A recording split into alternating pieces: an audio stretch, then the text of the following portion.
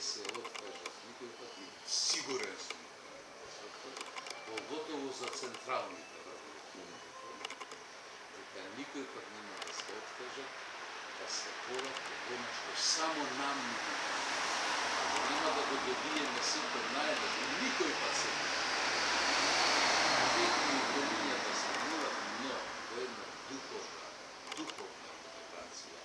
Сето, и јас сум сигурен дека во наше време, ако се искрени европските интегративни институции, ако се искрени во својата намера, што често пати се сомневам за тоа, бидејќи сум големиот оптимист, ако се искрени во својата временита благородна организација, нашиот елемент, сите сомништа на нашите загинати патриоти, војводи, императори, војсководци, знајни и незнајни, сите нивни сомништа ќе ги исполнат, затоа што духовно ќе се интегрира.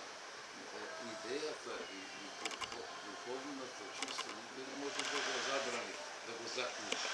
Идејата не подлежи на удари, така вели Достоевски.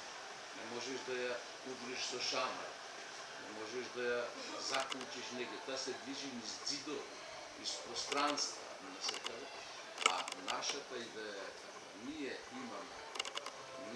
имаме голема шанса, голема платформа, духовно обединување на целото народ. Оно што ни недостига. Духовно обединување. Ова гарнитура политичка, зашто мислам дека е соломонски менталитет.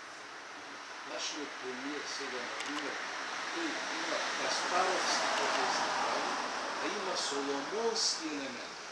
Да повториме, ние знаеме, може да некој помне, да кажем, персонирам соломонски, кога две мајки се расправа, една мајка и го украде детето на друга, која беше моćна и богата, и рече му, Соломон рече, јас саке го пресечам наполу, правата мајка рече, не е мое, дај го не за да биде жив.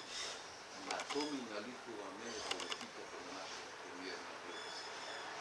Праве одстапи, луѓе со, не велам битва, зашто не се да никога бага, но луѓе со сме имале пресиден јас некој да се сретам, зашто толку много.